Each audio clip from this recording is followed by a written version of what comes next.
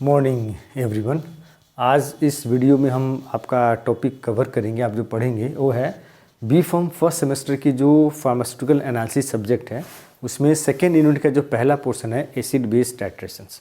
Last दो video में हम आपको बता रहे थे, आप पढ़ रहे होंगे वॉल्यूमेट्रिक एनालिसिस के बारे में। तो उसी से आगे वॉल्यूमेट्रिक एनालिसिस जो लास्ट वीडियो में आपको बताया था, तो उसमें बताया था टाइप्स ऑफ वॉल्यूमेट्रिक एनालिसिस। उसी एक टाइप में आपका 4 तरह का बताया था, न्यूट्रलाइजेशन टाइट्रेशंस, आपका redox titrations, precipitation titrations and complexometric titrations. उसी में पहला हम देखेंगे एसिड बेस टाइट्रेशंस।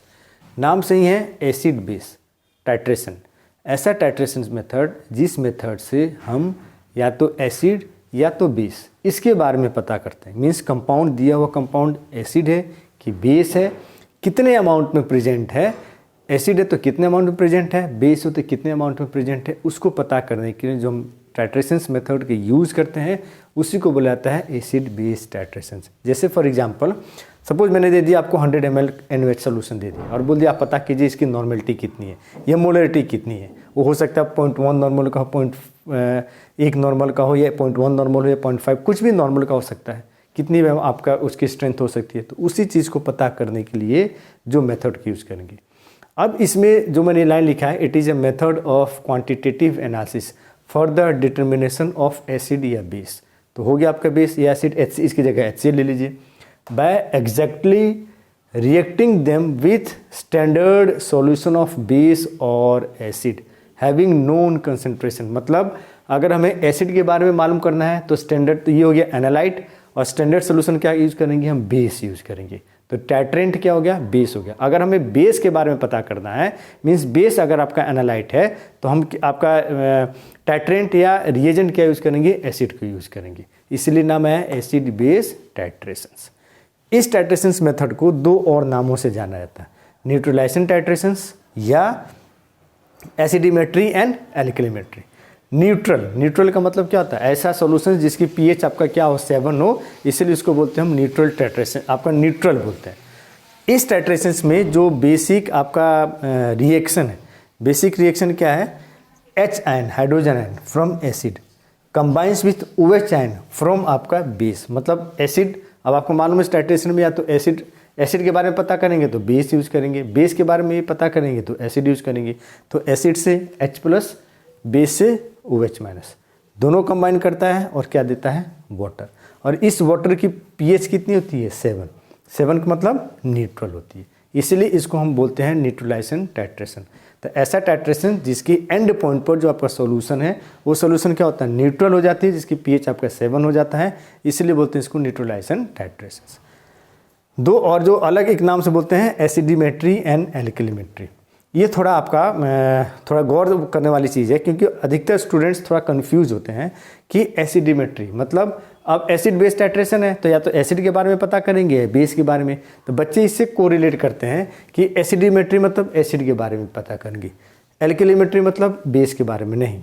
उल्टा इसलिए अब एसिड के बारे में पता करेंगे तो हमें स्टैंडर्ड सोल्यूशन क्या चाहिए, बेस के बारे में पता करना है तो हमें स्टैंडर्ड सोल्यूशन क्या चाहिए, एसिड। तो यहाँ से तो जब हमें स्टैंडर्ड सोल्यूशन एसिड रखेंगे, मीन्स टाइट्रेंट हमारा क्या हो, एसिड हो, पता किसके बारे में कर रहे हैं, बेस, तो उस केस में उसको क्या बोलेंगे, एसिडिमेट्री।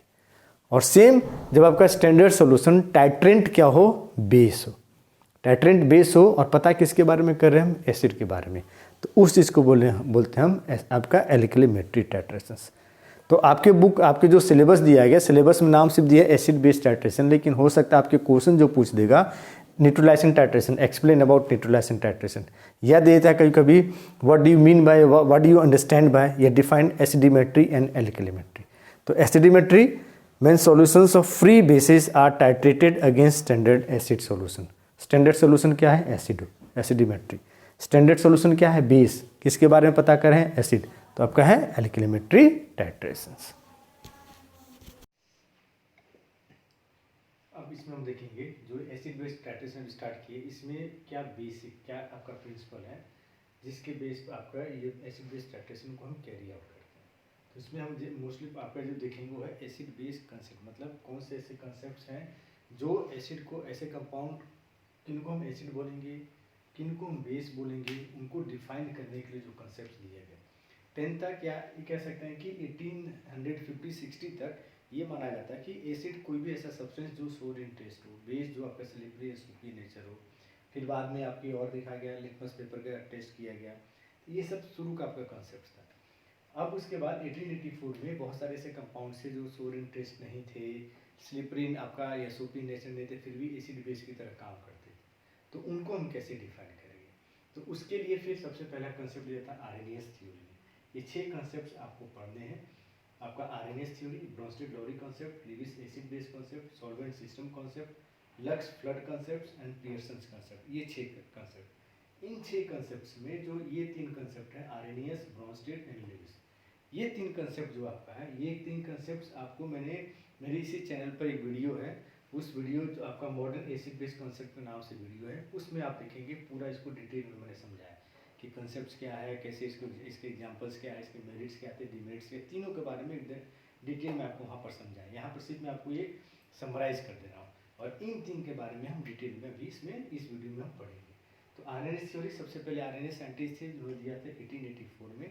उनके अनुसार एसिड कोई भी सब्सटेंस जो प्रोटोन को H+ को और बेस OH- को डिजोल्व आपका डोनेट करता है, जब उसको हम डिजोल्व करेंगे वाटर में, मतलब एसिड जब वाटर में डिजोल्व करेंगे तो H+ को देगा, H+ के आयन की कंसंट्रेशन बढ़ जाएगी। उसी तरह बेस को जब डिजोल्व करेंगे वाटर में तो OH आयन की जो कंसंट्रेशन वो आपका बढ़ जाएगा, क्योंकि OH क्या करता है, डोनेट करता है। तो ऐसे सब्सटेंस को हम एसिड बोलेंगे, बेस बोलेंगे। लेकिन आपका उसके साथ कंडीशंस क्या था कि वाटर में प्रेजेंट होना चाहिए, वाटर वहाँ होना चाहिए। देन उसके बाद आया था ब्रोंस्टेड-लोरी कॉन्सेप्ट। 2 साइंटिस्ट अलग अलग उन्होंने कॉन्सेप्ट दिया था। इसके अनुसार एसिड प्रोटोन, कोई भी सब्सटेंस जो प्रोटोन को डोनेट करेगा, H+ को डोनेट करेगा, बेस जो प्रोटोन को एक्सेप्ट करेगा, इसलिए एसिड को प्रोटोन डोनर, बेस को प्रोटोन एक्सेप्टर कहा जाता है। Then Lewis acid base concept आया। इस कंसेप्ट के अनुसार एसिड जो इलेक्ट्रॉन्स को एक्सेप्ट करेगा, कोई भी सब्सटेंस, कोई भी कंपाउंड जो इलेक्ट्रॉन पेयर ऑफ आपका इलेक्ट्रॉन का जो पेयर हो गया, पेयर ऑफ इलेक्ट्रॉन्स होगी, उसको जो एक्सेप्ट करेगा उसको बनेगी एसिड, और बेस जो आपका डोनेट करेगा। जैसे बेस में एग्जांपल में आपका यहाँ पर आता था अमोनिया, इसके पास लोन पे इलेक्ट्रॉन है, आपका फिर क्या नाम है, वाटर, लोन पे इलेक्ट्रॉन यहाँ पर प्रेजेंट है, ये देते हैं। एसिड के यहाँ पे एग्जांपल आपका था, जैसे BF3 हो गया, बोरोन ट्राइफ्लोराइड हो गया, ElCl3 हो गया, एल्यूमिनियम ट्राइक्लोराइड हो गया, ये आपका बोला जाता था, क्या नाम है आपका, आपकी एसिड हो गई, ये लेविस एसिड हो गए, ये लेविस बेस आपके हो गए। उसी तरह ब्रोंस्टेड-लोरी में भी आपके बेस में कोई भी जो प्रोटोन को एक्सेप्ट करेगा, जैसे आपका ये अमोनिया, फिर से ले लीजिए, अमोनिया हो गया या H2S हो गया, ये जितने भी आपके एनायंस हैं, Cl- हो गया, F- हो गया, OH- हो गया, ये सब के सब इसी कैटेगरी में आ जाते हैं। और एसिड में जो आपके आते हैं जो डोनेट करेंगे, जैसे जितने H2SO4 हो गया, HCl हो गया, HNO3 हो गया, ये सब के सब आते हैं एसिड, आपके प्रोटोन में आते हैं। उसी तरह आरएनएस, इसके बारे में आपका जो पूरी डिटेल में वीडियो है, मेरी इसी चैनल पर वीडियो आपका है, मॉडर्न एसिड बेस कंसेप्ट के नाम से। वहाँ पर ये तीनों कंसेप्ट एकदम डिटेल में मैंने आपको वहाँ पर समझा रखा है, with example, merits and demerits सबके साथ। आपके इस वीडियो में हम इन 3 आपके जो कंसेप्ट है, इसके बारे में हम डिटेल में यहाँ पर हम पढ़ेंगे। गिव्स राइज टू कैटायन, कोई एसिड एक ऐसा सब्सटेंस जो आपका कैटायन को राइज देगा, जो कैटायन फॉर्म करेगा। And base is a substance which gives rise to an anion, और बेस कोई भी ऐसा सब्सटेंस जो एनायन को फॉर्म करेगा, एनायन को फॉर्म करेगा, तो उस सब्सटेंस को बोलेंगे बेस, और जो कैटायन को फॉर्म करेगा उसको बोलेंगे हम एसिड। ये सॉल्वेंट सिस्टम कॉन्सेप्ट के अनुसार कैडी, जिसको कैडी एल एल्सनी ने प्रपोज किया था। इसी को दूसरा हम नाम बोलते हैं ऑटो आयोनाइजेशन कॉन्सेप्ट, इसलिए क्योंकि इसमें जो है, क्योंकि इसमें क्या नाम से सॉल्वेंट, एक ही सॉल्वेंट आपका वो एक बार एसिड के रूप में काम करेगा और एक बार बेस के रूप में काम करेगा। मतलब एसिड एक मॉलिक्यूल वो एसिड के रूप में काम करेगा, कैटायन को राइज आपका देगा, और एक मॉलिक्यूल जो आपका रहेगा वो क्या करेगा, आपका बेस के रूप में काम करेगा, एनायन को फॉर्म करेगा। इसलिए इसको बोलते हैं ऑटो आयोनाइजेशन। ऑटो मतलब सेल्फ, और आयोनाइजेशन आयन के खुद आयन के फॉर्मेशन के रिस्पॉन्सिबल होगा, खुद आयन के फॉर्म करेगा, इसलिए इस कॉन्सेप्ट को बोलते हैं ऑटो आयोनाइजेशन कॉन्सेप्ट भी बोलते हैं। जैसे एग्जांपल में देखिए, यहाँ पर water molecule, 2 molecule of water लेंगे तो एक मॉलिक्यूल ऑफ वाटर क्या करेगा, H3O+, कैट आपका क्या किया इसने, एनायन को आपका क्या नाम है, कैटायन दिया, तो ये उसको बोलेंगे एसिड आयन। दूसरा मॉलिक्यूल OH- को दिया, किसको दिया, एनायन को राइज किया, तो इसको बोलेंगे हम आपका बेस आयन। तो 2 मॉलिक्यूल ऑफ वाटर है, एक आपका वाटर एसिड के रूप में काम करेगा, एक वाटर का मॉलिक्यूल बेस के रूप में काम करेगा। फिर दूसरा एग्जांपल इसी तरह से अमोनिया ले लीजिए, तो अमोनिया के एक मॉलिक्यूल आपका अमोनियम आयन देगा तो एसिड के रूप में काम करेगा। एक आपका जो एमीन्स के रूप में आपका देगा, आपका एनायन के रूप में देगा, तो इसको हम बेस। तो एक ही सॉल्वेंट मॉलिक्यूल, एक ही सॉल्वेंट है, दो अलग अलग मॉलिक्यूल नहीं है, एक ही सॉल्वेंट आपका, एक ही मॉलिक्यूल जो सॉल्वेंट है और वो एक बार एसिड के रूप में, या इसका एक मॉलिक्यूल एसिड के रूप में काम कर रहा है, एक मॉलिक्यूल बेस के रूप में काम कर रहा है, इसलिए इसका नाम है सॉल्वेंट सिस्टम कंसेप्ट आपका। लेकिन इसके लिमिटेशंस थे, दो लिमिटेशंस थे। पहला लिमिटेशंस क्या है कि it considers only chemical properties and not its physical properties, सिर्फ केमिकल प्रॉपर्टीज़ को कंसिडर करता है, फिजिकल प्रॉपर्टीज़ को कंसिडर ही नहीं करता है। एंड दूसरा, many solvents do not show auto ionization due to very low dielectric constants. बहुत सारे ऐसे आपके मिल जाएंगे जो सॉल्वेंट्स हैं जो लिक्विड में हैं, वो उनकी डाइलेक्ट्रिक कांस्टेंट बहुत कम है, उसके कारण वो ना आपका प्रोटॉन को दे सकते हैं ना प्रोटॉन को ले सकते हैं, ऑटो आयोनाइजेशन शो नहीं करते हैं। तो उनको हम आपके उसमें रखेंगे, एसिड में रखेंगे कि बेस में रखेंगे, वो किसी में नहीं आएंगे। तो ये दो आपके इसके क्या है, लिमिटेशंस है। तो सॉल्वेंट सिस्टम कंसेप्ट नाम से ही, ठीक है। देन आपका है लक्स फ्लड कंसेप्ट। इस कंसेप्ट को दो साइंटिस्ट दिए थे, लक्स एंड फ्लड, दो अलग अलग साइंटिस्ट दिए थे, इसलिए इसका नाम आ गया लक्स फ्लड कंसेप्ट आ गया। इन्होंने जो आपको एसिड बेस या ऐसे सब्सटेंस जो एसिड के रूप में काम करेगा, बेस के रूप में काम करेगा, वो उनका बेस आपका ये कंसेप्ट बेस्ड है ऑन द ऑक्साइड आयन के ऊपर, कि कौन ऑक्साइड आयन को देगा, कौन ऑक्साइड आयन को लेगा। उसके बेसिस पर इन्होंने लक्स फ्लड ने आपका डिफाइन किया था कि ये सब्सटेंस एसिड है, ये सब्सटेंस बेस है। तो acid and acid substance that accepts oxide ion, इसलिए ऑक्साइड एक्सेप्टर, और बेस क्या करेगा, डोनेट करेगा, इसलिए ऑक्साइड डोनर। तो एसिड ऑक्साइड को एक्सेप्ट करेगा और बेस ऑक्साइड आयन को डोनेट करेगा। इसी में एग्जांपल में आते हैं, जितने मेटल के ऑक्साइड्स हैं वो सब के सब बेस के रूप में काम करेंगे, और जितने नॉन मेटल्स के आपके ऑक्साइड्स हैं, जैसे आपके मेटल्स में कैल्शियम ऑक्साइड हो गया, लेड ऑक्साइड हो गया, नॉन मेटल्स में आपके सिलिकॉन डाइऑक्साइड हो गया, सल्फर डाइऑक्साइड्स हो गया, ये एसिड के रूप में काम करेंगे और ये बेस के रूप में काम करेंगे। जैसे यहाँ पर देखिए कैल्शियम ऑक्साइड SiO2, इसने क्या किया, इसने दिया, कैल्शियम ऑक्साइड ने ऑक्सीजन को दिया, सिलिकॉन डाइऑक्साइड उस ऑक्सीजन को क्या किया, एक्सेप्ट किया, और एक कंपाउंड बनाया, कैल्शियम सिलिकेट आपका बना लिया। तो इसने एक्सेप्ट किया, ये डोनेट किया, तो डोनेट किया ऑक्साइड को तो बेस, इसने एक्सेप्ट किया तो एसिड। उसी तरह PbO lead oxide, sulphur trioxide, ये दिया और ये लिया, और ये बनाया लेड सल्फेट, एक अलग कंपाउंड बना लिया। तो इसको बोलेंगे हम, ये इसने दिया तो ऑक्साइड को डोनेट किया तो बेस, इसने ऑक्साइड को क्या किया, एक्सेप्ट किया तो एसिड। ये है बेस्ड ऑन द ऑक्साइड देता है कि लेता है, उसके बेसिस पर ये डिफाइन किया गया एसिड है। देगा तो आपका क्या है, बेस, लेगा तो एसिड। इसकी भी लिमिटेशंस है कि ये सिर्फ उन्हीं हर एक ऑक्साइड्स पे ही काम नहीं करता, या हर एक ऑक्साइड्स को डिफाइन नहीं करेगा।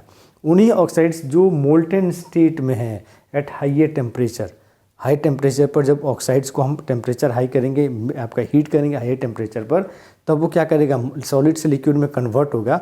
तो जो मोल्टेन रूप में रहेगा, लिक्विड के रूप में रहेगा, तभी वो काम करेगा एज ए एसिड, और बेस के रूप में, सॉलिड के रूप में काम नहीं करेगा। तो उस केस में आपका क्या होगा, सेम कंपाउंड सॉलिड है तो कुछ काम नहीं कर रहा है, लेकिन बेस आपका मोल्टेन स्टेट में आ गया तो क्या कर रहा है, आपका बेस या एसिड के रूप में आपका काम कर रहा है।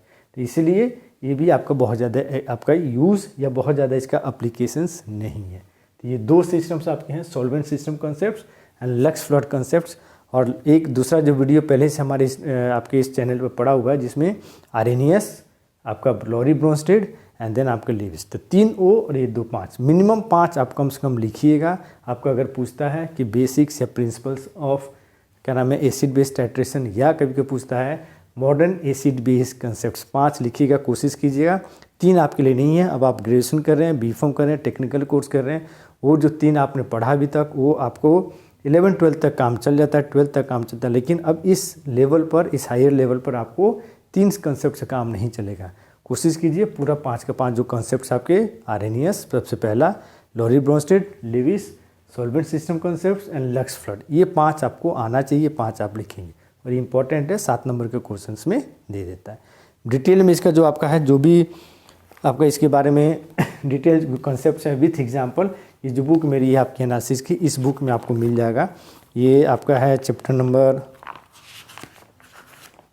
इस बुक की जो आपका है चैप्टर नंबर 7 यूनिट 2 है। ये आपका जो सिलेबस है, सिलेबस में आपका यूनिट 2 है। यूनिट 2 में पहला ही टॉपिक है जो ये एसिड बेस टाइट्रेशन के नाम से। तो यहीं पर आपको मिल जाएगा मॉडर्न एसिड बेस कंसेप्ट, ये आपकी प्रिंसिपल्स हैं, आर्हेनियस, इसके लिमिटेशंस एग्जांपल के साथ, ब्रोंस्टेड लॉरी, देन उसके बाद आपका पूरा यहाँ पर दिया है लॉरी, ब्रोंस्टेड एंड लिविस, यानी इसके आगे फिर यहाँ पर आपका सॉल्वेंट सिस्टम पूरा आपका दिया हुआ।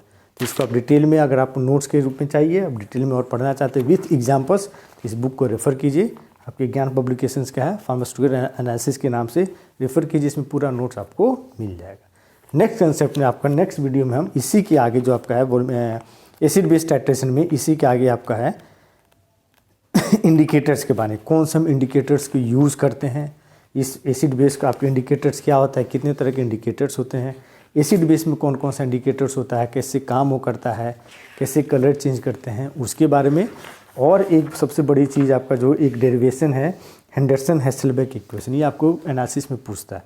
तो कैसे उसको हम डेराइव करेंगे, ये इक्वेशन आपका है किसी भी बफर सिस्टम की आपका जो पीएच है, उस पीएच वैल्यू को निकालने के लिए, कितना पीएच उस बफर सिस्टम को, उसको निकालने के लिए हम इक्वेशन को यूज़ करते हैं। तो कैसे डेराइव करते हैं, ये पूरा डेरिवेशन भी 7 नंबर में पूछता है।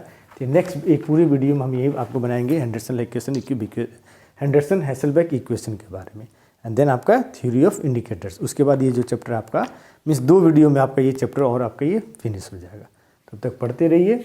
कोई प्रॉब्लम आप हमें हमारे कमेंट बॉक्स में कमेंट कीजिए। और भी कोई टॉपिक के बारे में आपको रिलेटेड आपको इन्फॉर्मेशन चाहिए, नोट्स चाहिए या वीडियो चाहिए, तो कमेंट कीजिए, हम आपको वीडियो बना के अपलोड करेंगे। Thank you.